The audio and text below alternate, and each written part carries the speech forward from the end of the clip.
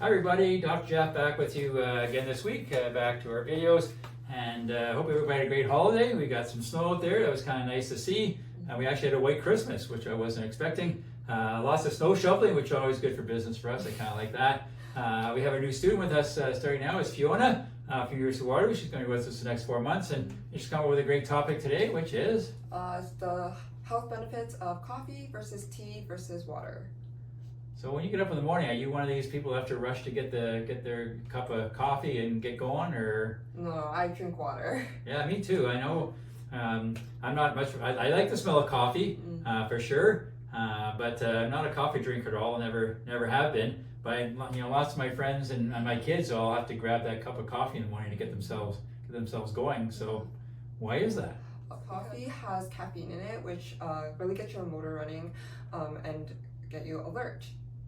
Yeah, as you mentioned, it kind of gets the motor running. We call that your metabolic rate. So it really starts to burn energy, get things going. And then one thing it does, it helps burn fat as energy, which I know back in my day when I used to do marathons and triathlons, I'd have a cup of tea before the race, and it was really good because the whole idea is I start burning fat instead of my glycogen, which means I can go further. But about 10 minutes in the race, I had to go pee because it's a diuretic.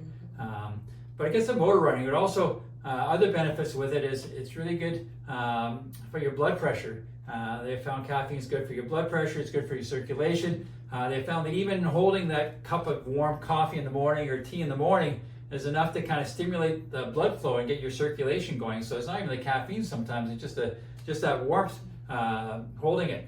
They also found it really helps with diabetics and their blood sugars as far as keeping the blood sugars there. So as I mentioned, caffeine can really get things going. There's more caffeine in coffee. There's almost twice as much caffeine in coffee per cup as there is in tea. Again, it depends on what type of tea you're drinking, of course. But it gets things going, and it can certainly have some health benefits. Yeah, although there's a lot of benefits, everything in moderation. So if you drink too much coffee or tea, it's recommended that caffeine you have no more than 3 cups per day. So with coffee, the cons are that although it gets your motor running, you have high blood pressure and high heart rate, and it's, as Dr. Jeff said, it's a diuretic, so you'll have to pee a lot, and that also causes dehydration, and also it causes dizziness. With tea, it stains your teeth, may cause stomach ulcers, and apparently anemia as well. Yeah, interesting. I didn't know that. Yeah, very cool. The other thing I didn't know is that tea actually helps with bad breath.